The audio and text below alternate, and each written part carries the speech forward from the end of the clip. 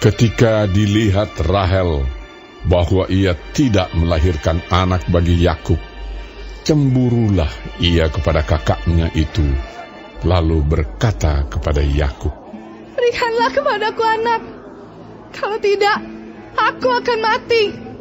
Maka bangkitlah amarah Yakub terhadap Rahel, dan ia berkata, "Akukah pengganti Allah yang telah menghalangi engkau mengandung?" Kata Rahel, "Ini Bilha, budakku perempuan.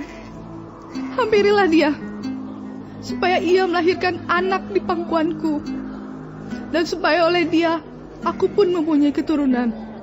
Maka diberikannya Bilha, budaknya itu, kepada Yakub menjadi istrinya, dan Yakub menghampiri budak itu. Bilha mengandung, lalu melahirkan seorang anak laki-laki bagi Yakub. Berkatalah Rahel, "Allah telah memberikan keadilan kepadaku, juga telah didengarkannya permohonanku, dan diberikannya kepadaku seorang anak laki-laki." Itulah sebabnya ia menamai anak itu Dan. Mengandung pulalah Bilha, budak perempuan Rahel, lalu melahirkan anak laki-laki yang kedua bagi Yakub. Berkatalah Rahel, "Aku telah sangat hebat bergulat dengan kakakku, dan aku pun menang." Maka ia menamai anak itu Naftali.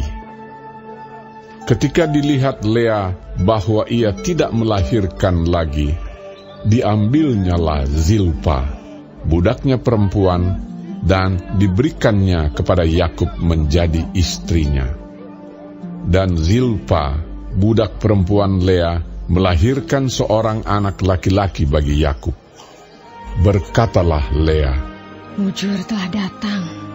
Maka ia menamai anak itu Gad.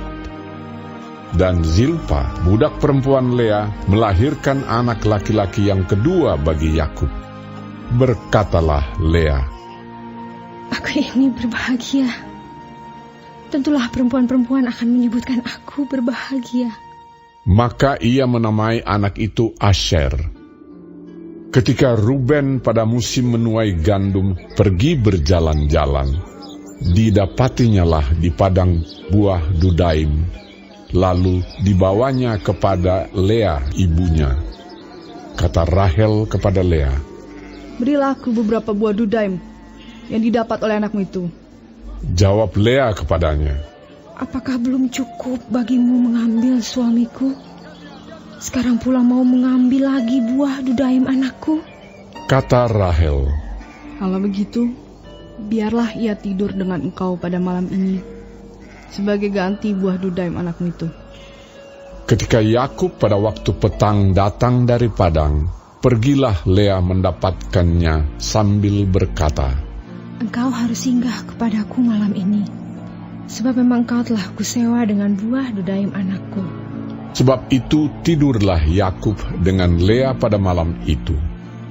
Lalu Allah mendengarkan permohonan Lea.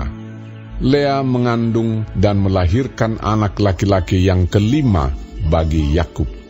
Lalu kata Lea, "Allah telah memberi upahku, karena aku telah memberi budakku perempuan kepada suamiku." Maka ia menamai anak itu Isakar. Kemudian Lea mengandung pula dan melahirkan anak laki-laki yang keenam bagi Yakub. Berkatalah Lea, "Allah telah memberikan hadiah yang indah kepadaku. Sekali ini, suamiku akan tinggal bersama-sama dengan aku, karena aku telah melahirkan 6 orang anak laki-laki baginya." Maka ia menamai anak itu Zebulon. Sesudah itu ia melahirkan seorang anak perempuan dan menamai anak itu Dina. Lalu ingatlah Allah akan Rahel. Allah mendengarkan permohonannya serta membuka kandungannya.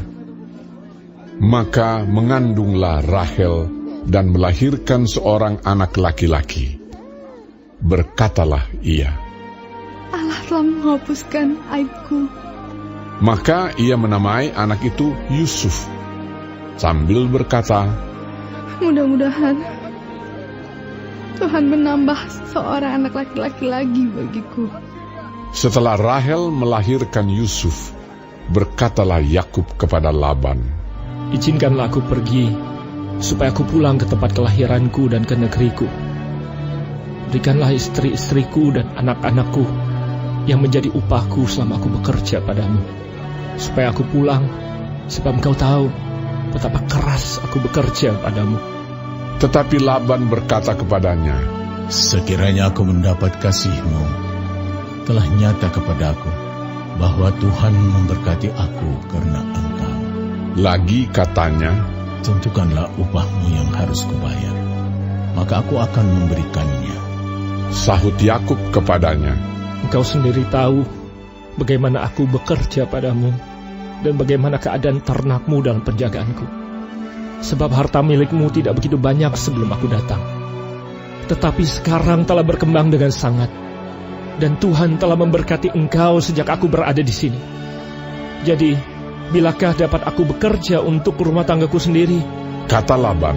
Apakah yang harus kuberikan kepadamu? Jawab Yakub, Tidak usah kau berikan apa-apa kepadaku.